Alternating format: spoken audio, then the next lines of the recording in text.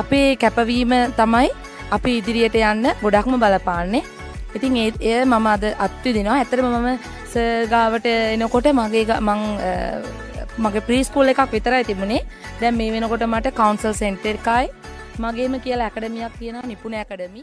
ඇත්තටම සර්ගෙන් ලැබුණු ඒ සියලු දැනුම මෙඩිකල් සෙන්ටර් එකක් හදනවා නම් අපි එතනදී කොහොමද අපේ කාර්යාලය කාමරය හදා ගන්න ඕනි.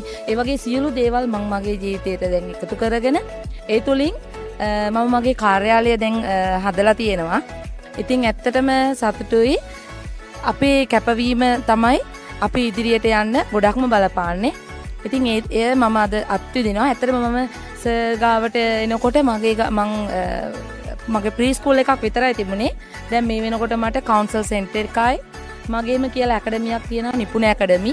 ඒකේ ස්ටුඩන්ට්ස්ලා ඉන්නවා 120ක් විතර ඉන්නවා. ඉතින් ඒත් එක්කම ඉදිරියට කවුන්සලින් කියන පැත්තට යොමු වෙලා එතනිනුත් සේවය ලබා දෙන්න බලාපොරොත්තු වෙනවා. ස්තුතියි.